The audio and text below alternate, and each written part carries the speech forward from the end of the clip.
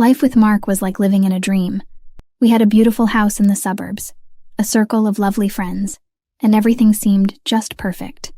Mark was often busy with work, but he always found time for us. I never had a reason to doubt our picture-perfect life until that day. It was a sunny Tuesday morning, and I was doing some deep cleaning while Mark was on one of his business trips. I remember humming to a tune on the radio as I vacuumed the living room. That's when I accidentally bumped into the bookshelf, and a strange, loose panel on the wall caught my attention. Curiosity piqued. I pressed on the panel, revealing a narrow staircase leading down. A chill ran down my spine. I had never seen this part of the house before. Gathering my courage, I descended the stairs, the air growing colder with each step. The room at the bottom was starkly different from the rest of our home. It was dimly lit, with files and photographs scattered everywhere.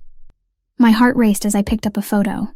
It was of a young boy, smiling, but something about it felt off. As I sifted through more photos, each with different children, a sickening realization dawned on me. God, no. This can't be, I whispered to myself. I stumbled upon documents, letters, and small items like toys and hair clips. It was like piecing together a horrifying puzzle. These were personal belongings of children who looked frightened, lost. Tears blurred my vision as I tried to process what all this meant. Mark, the man I loved and trusted, was involved in something sinister. I couldn't fathom how or why, but the evidence was overwhelming. I needed to understand the full extent of this nightmare before I could confront him or go to the authorities. For the next few days, I pretended everything was normal. Mark called every evening, and I forced myself to sound cheerful. My mind was racing with questions. How long had this been going on? Were these children safe? Who else was involved? I started investigating discreetly.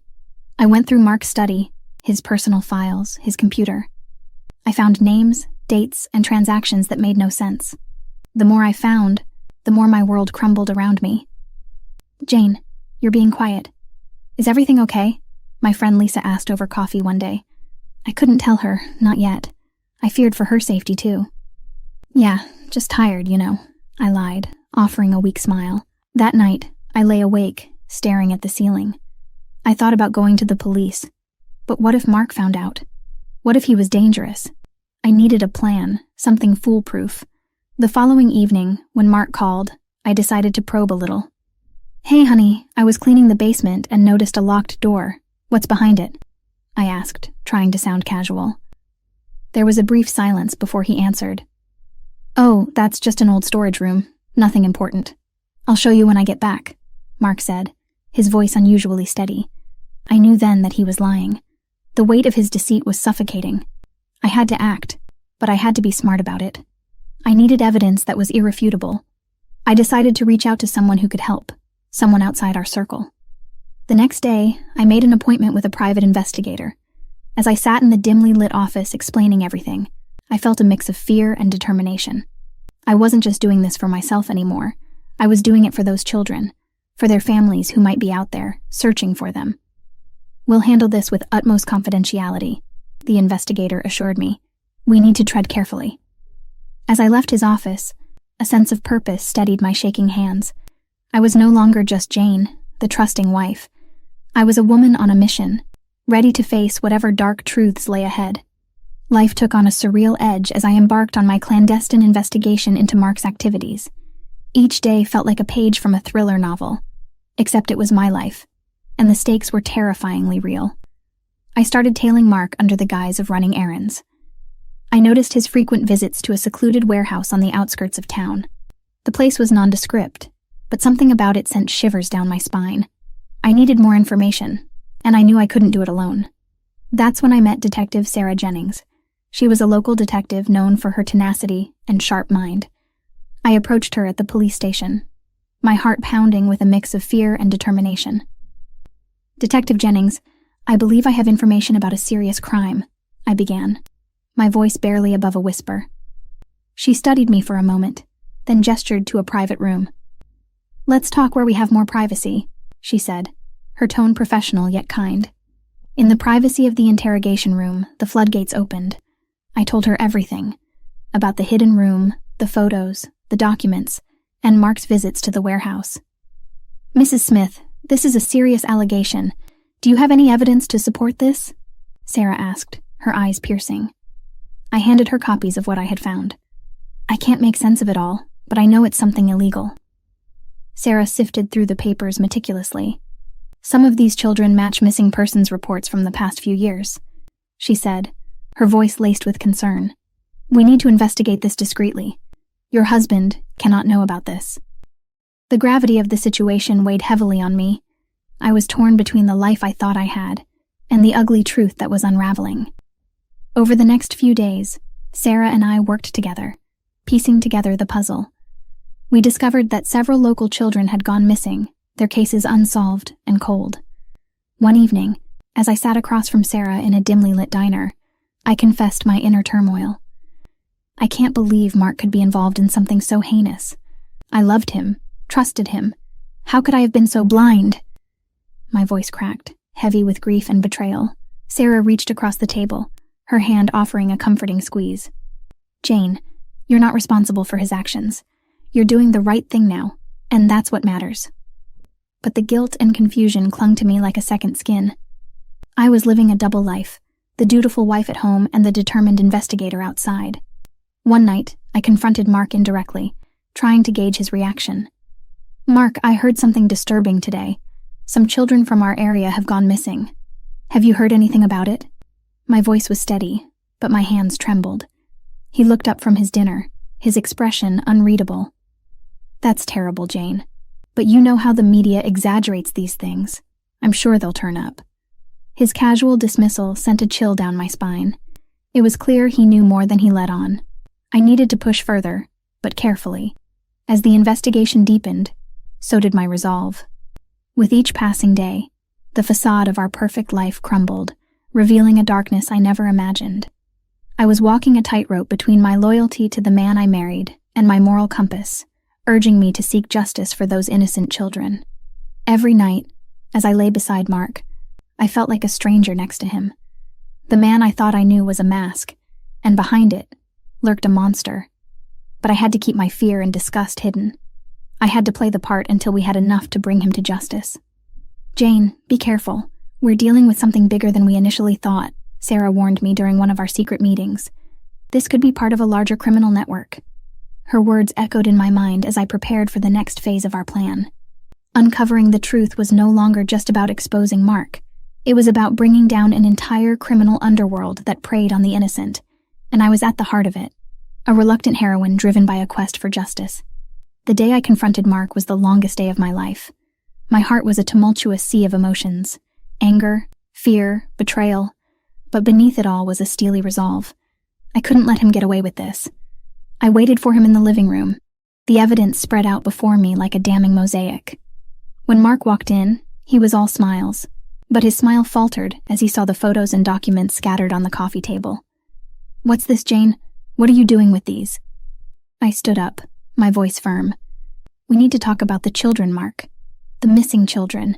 For a moment, there was a flicker of something dark in his eyes, but it was quickly masked by confusion. What children? Jane, you're not making any sense. I pushed the photos towards him. Don't play dumb with me, Mark. I know about the warehouse, the kidnappings. I know everything. He stared at the photos, then at me, his facade crumbling. Jane, listen. You don't understand. It's not what it looks like. I can explain everything. Explain? Explain how you've been part of a child kidnapping ring, how you've shattered families and sold their children. There is no explanation that can justify this. Mark's voice grew desperate. Jane, I did it for us, for our future. The money was too good to pass up. You have to believe me. I never hurt any of them. I felt a surge of disgust. For us? How dare you involve me in your twisted world? I loved you, trusted you, and all this time you were living a lie. He reached out, trying to plead with me, but I recoiled. Don't touch me. Your lies and your apologies mean nothing to me now. Mark's desperation turned to anger. You have no idea what you've gotten yourself into, Jane. You should have stayed out of it. I realized then that reasoning with him was futile. He wasn't the man I thought I knew. I needed to get out, fast. As I turned to leave, Mark lunged at me, but I managed to dodge him and ran out of the house. My heart was pounding as I drove away, knowing that I had just escaped a dangerous situation. I met Detective Sarah Jennings at a predetermined location. "It's time. We have enough to raid the warehouse." She nodded, her expression grim. "We've got a SWAT team ready. Let's put an end to this." The raid on the warehouse was like something out of a movie. Police cars, flashing lights, armed officers. It was overwhelming.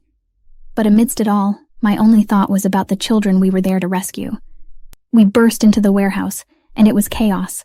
Shouts, commands, the sound of doors being kicked open. And then, the most heart-wrenching sound, the cries of scared children. We found them huddled together, their eyes wide with fear. As they were led out to safety, my heart ached for them and their families. This was the moment we had been working towards, the moment of their liberation. But amidst the commotion, Mark slipped away. The realization hit me like a wave. He had evaded capture. The manhunt for him began immediately, but deep down, I knew he wouldn't be easy to find. As I stood outside the warehouse, watching the children being reunited with their families, a mix of emotions washed over me. Relief, sadness, anger. But there was also a sense of purpose. I had helped save these children, and I wasn't going to stop until Mark was brought to justice. That night, I lay in bed, the events of the day replaying in my mind. Mark was out there, a fugitive, but I was no longer the naive woman he had married. I was a fighter, a survivor, and I would not rest until he was behind bars, paying for his heinous crimes. The courtroom was packed the day Mark was brought to trial. Sitting there with all eyes on me, I felt a strange mix of vulnerability and strength. It had been a long journey to this moment, a journey of fear, anger, and ultimately, empowerment. When Mark was led in, our eyes met for a fleeting second. The man I once loved was now just a stranger in handcuffs, his eyes devoid of the warmth I thought I knew. The trial commenced, and with each witness's testimony, the case against him solidified. Then it was my turn. Standing at the witness stand, I felt the weight of the children's lives in my testimony. My voice didn't waver as I recounted everything, from the discovery of the hidden room to the evidence I collected and the warehouse raid. "You were supposed to love and protect me. How could you do this?" I said, my words directed at Mark. He looked down, unable to meet my gaze. The trial continued, and eventually, the jury delivered their verdict. Guilty.